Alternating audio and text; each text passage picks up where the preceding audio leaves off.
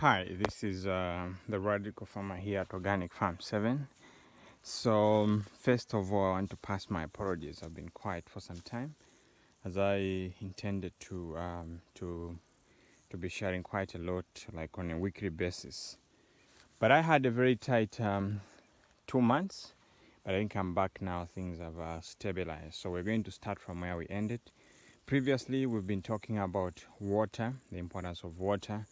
And as you can see, here we have irrigation and we planted the pomegranates. And this field you are seeing in Sunham, but inside this field there is actually, what is this? There's lavender and some grapes. So today my job is to install irrigation. This is lavender. So today I'm going to be installing irrigation in this field, which is close to a hectare. And that is as a result of the water that we have, which you need to have, which you have to invest in. So as I've already said, the first thing that you have to do is that you have to invest in water so much, then the rest follows. If you don't invest in water, if you don't invest in irrigation, this is what is going to be happening to your plants. They'll be drying like this avocado here. You can see it is drying because of lack of water. You can see how these herbs are not flourishing well because of the absence of water. We had planted quite a lot of things. This field you see here, I had planted grapes a year ago, but we lost, I would say, even 90% of them because of lack of water. We had planted, we were excited about planting and all those things, but we came to learn it the hard way that actually there's great need of water. So I greatly encourage you, and I'll keep on saying that you don't have to plant what you can't water. Just plant what you can actually water. That is going to help you quite a lot. So, as in for me, I had to get back to the drawing board and rethought, restarted, and managed my failure. That actually we have to focus on water first before we even think of expansion. So that is what we've been doing. This is what we are correcting, and I can assure you in the next 2 months I'm going to be done with the issue of water. And if there are going to remain issues, it'll be just minor ones. But the major ones we've worked on them. We've got now about we've on the ground we've got 7 tanks we are using. Then we've got a 200,000 liters reservoir. Then we've got 3 boreholes. All these things we're using them for making sure that we have water. And I'm pretty very sure that our plants this year are going to perform very well because of the amount of water that we are going to be giving them, and also the food that we're going to be giving them. Because if you don't give your plants enough water, they won't even be able to utilize the nutrients that you give them. So water is always important, or water has always been important, and it will remain to be important. So invest in water. Make sure that you feed your plants with enough water, and that is going to greatly help you. So I'm going to continue from here.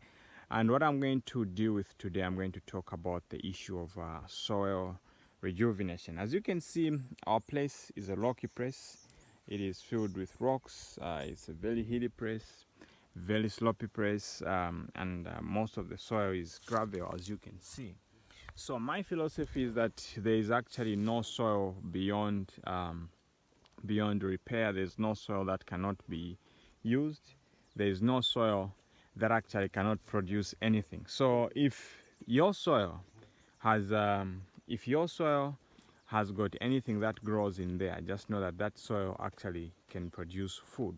The only soil that is cannot produce food is a soil that doesn't have anything. So if the soil doesn't have anything, then that soil is not healthy. So that soil doesn't have life in it because there's nothing that grows in it. So it may be sandy, it may be rocky, it may be silt, but wherever anything grows, it is a clear sign that food can also be grown in that piece of land.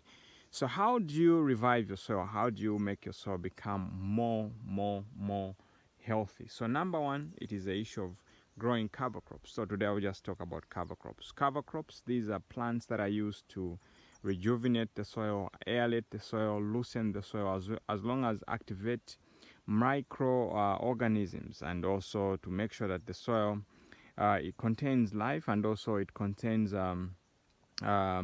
it contains organic matter to a greater percentage, because what normally happens, these cover crops, they have a possibility to get down, and also they easily decompose, and their leaves, their flowers, their stalk, they are very good for building the soil.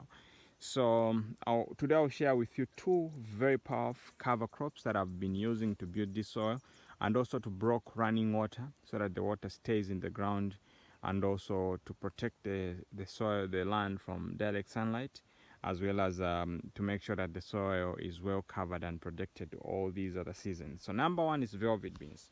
Velvet beans is this kind of beans that covers quite a wide place. And the funny thing about velvet beans is that no matter how poor the soil is, it will always look green and fresh when other crops are actually struggling. You can see everywhere velvet beans is looking very healthy, it's looking very very well to do, as you can see around here. So velvet beans is a beans. It has got black seeds, but it grows quite very fast. And the best time actually to grow it is during rain season, but you can even grow it off rain season. Then just allow it to grow quite big. Then when it is about flowering, you can chop it. Then it quietly decomposes very fast, and it's very nutritious. There are other crops which people say that they build the soil, like soybeans, like groundnuts.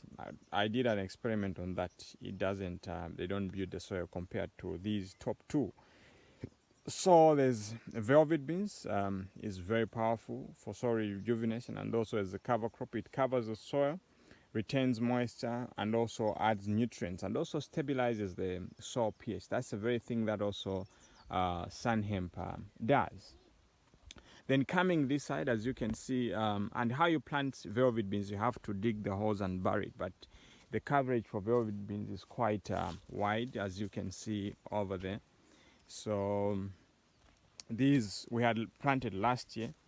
Then what happened, you can see when it actually biodegrades, you see how it easily biodegrades and builds the soil. So this is the stalk of velvet beans, you can see.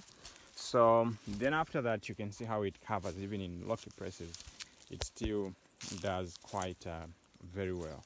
Then the other plant that you have to use to build your soil, no matter how bad it is sun hemp. Sun hemp is a cover crop which grows very fast, very tender, and also very powerful in terms of soil rejuvenation. So you can see we were planting this by broadcasting. You just throw the seeds, especially when it is after raining, and even immediately when it rains. Sun hemp is quite very powerful in terms of soil rejuvenation. It has got very deep root system.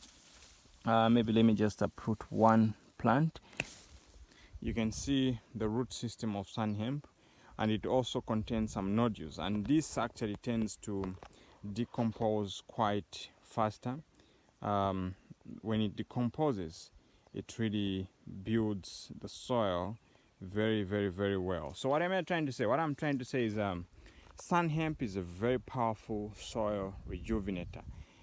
Even if you don't chop it, you just leave it like that, the stalk will remain, and it is easily biodegraded by the microbes, and builds your soil to full capacity. Last year there's a portion where I had planted sun hemp. It had grown very well. Then this year we planted maize, and the maize was doing extraordinary. We didn't even put any organic fertilizer. And having done all this, I can assure you your soil is going to be built back to life. If you do it even twice maybe you do it in 2 years of building, or even just 1 year, especially if we were to cut down this stalk before, when it is about to start flowering, like where it is, because it is quite very tender, decomposes quite very fast, contains a lot of organic matter. This is going to be very good for your plants. And what it normally does, it actually drops off the leaves, and it has got antennas that trap nitrogen and other nutrients from the air, then fix them in the soil. So if you have been wondering, and if you've been worrying about the issue of building your soil, these two things, trust me, they are very powerful, they are very useful, and they are very helpful. There's sun hemp and also velvet beans. The other one is cowpeas. Cowpeas is also a very powerful soil rejuvenator.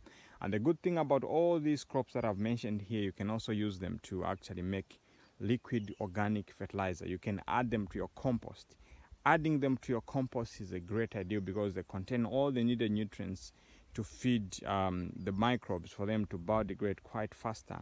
And because these are fertilizer plants at the same time, the quality of the compost you're going to have is going to be very good to contain all the needed nutrients. So having said that, if you have got any question, you can give us feedback and we'll be very happy to help you.